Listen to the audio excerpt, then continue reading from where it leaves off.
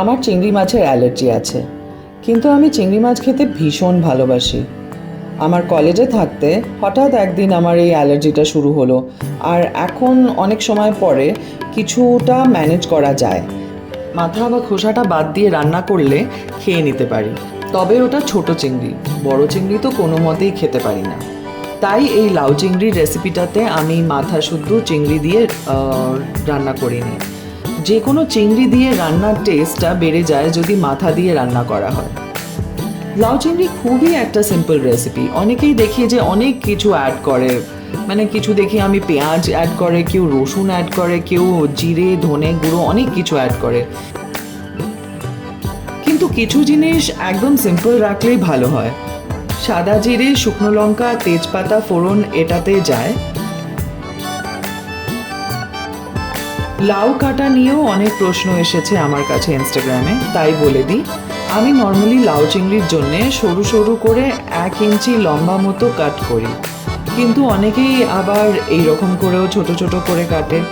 কিছুদিন আগেই আমি লাউ শুক্তো ভিডিও শেয়ার করেছিলাম, সেখানে পুরো লাউ কাটা দেখানো হয়েছিল, তাই ভাবলাম এই ভিডিওটাতে আর লাউ কাটা দেখাবো না, পুরনো ফুটেজ ইউজ করে নেব। আলটিমেটলি কোনো পুরনো ফুটেজ ইউজ করা হয়নি, আর লাউ কাটাও দেখানো হয়নি।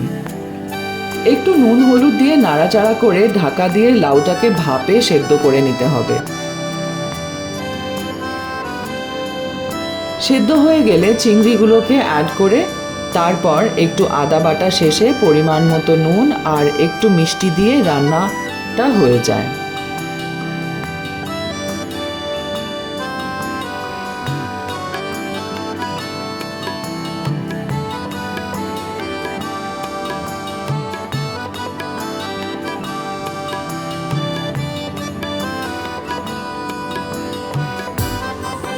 আর একটা ট্রিক যেটা আমি মায়ের কাছে শিখেছিলাম, যে লাউ চিংড়িকে মাখা মাখা করার জন্যে একদম শেষে একটু আটা ছড়িয়ে দিতে হয়।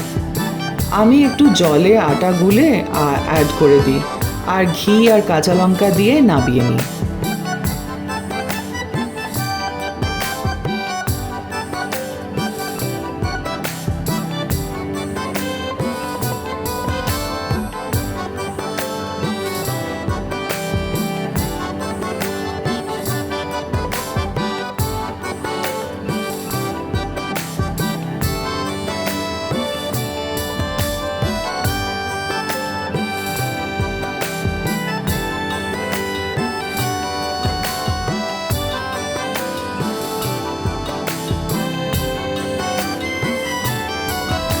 এই ভিডিওটা ভালো লাগলে অবশ্যই শেয়ার আর সাবস্ক্রাইব করবেন আমাদের চ্যানেলে।